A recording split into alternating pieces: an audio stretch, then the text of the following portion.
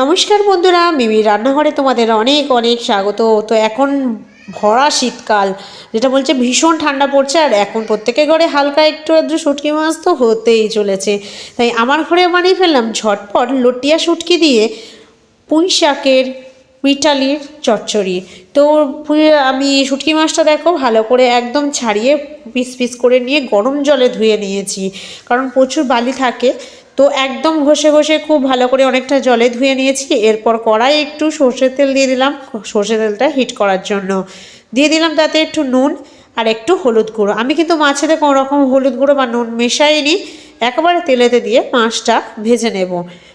তো কড়া তেলটা গরম হতেই মাছগুলো দিয়ে দিলাম পুরোপুরি, দিয়ে এরপর নেড়ে ছেড়ে ভালো করে মাছটা ভেজে নেবো। আর মাছটা যেই তেলেতে ছেড়েছি এত গন্ধে বাড়িটা মোমো করছিল, আশেপাশে সবাই তো বুঝতে পেরে গেছিলো যে আমার বাড়িতে শুটকি মাছ হচ্ছে। তো যাই হোক বন্ধুরা, আশা করি তোমাদেরও এরকম পরিস্থিতিতেই পড়তে হয়।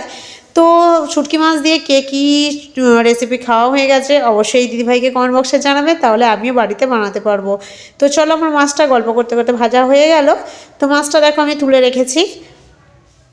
বাড়িতে মা অনেক পুঁইশাক গাছ বসিয়েছিল, সেই জন্য তার থেকে কয়েকটা মিঠালি ছিঁড়ে আমি ঝটপট আজকের দুপুরবেলা একটু বাড়িতে গরম গরম বানিয়ে নেব। তো অল্প একটু পেঁয়াজ দিলাম, যতটুকু তেল ছিল ততটুকু তেলের মধ্যেই দিয়ে দিলাম একটা আলু। আলু যদি একদম না দেওয়া হয়, শুধু পুঁই মিঠালি দিলে তরকারিটা অতটা ভালো লাগবে না, কারণ একটু মাখা মাখা গায়ে গায়ে লেগে থাকার দরকার আছে।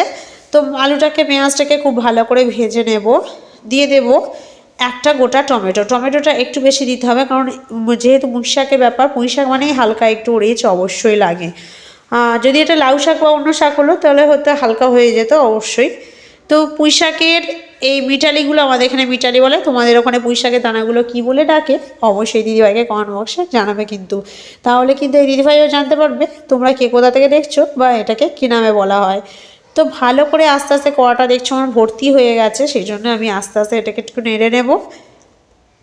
নেড়ে নেওয়ার পর এটাকে কমানোর জন্য সবথেকে বড় অস্ত্র হলো নুন। নুন দিলে সব সবজি হালকা কমে যায়। নুন আর হলুদ দিয়ে দিলাম পরিমাণ মতো লঙ্কা গুঁড়ো। লঙ্কা গুঁড়ো এতে একটু দিতেই হবে, যতই কাঁচা লঙ্কা অ্যাড করো তোমরা। এরপর আমি এটাকে ভালো করে লঙ্কাগুলো পরিমাণ দিয়ে আমি মিশিয়ে নেব। মিশিয়ে নেওয়ার পর দিয়ে দেবো কিছুটা আদা আর রসুন করা পেস্ট মানে কেনা একদমই ভেবো না, আমার শিলনোড়ায় বাড়িতে বানানো পেস্ট। তো সেটা আমি দিয়ে ভালো করে এদিক ওদিক নেড়ে একদম কষে নেব।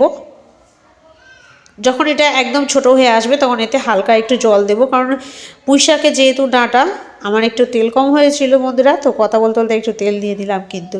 তো পুঁই শাকে যেহেতু ডাঁটা, এটাকে তো খুব ভালো করে সেদ্ধ করতেই হবে, সেই জন্য হালকা একটু আমি কষে নিয়েতে জল দিয়ে দেব।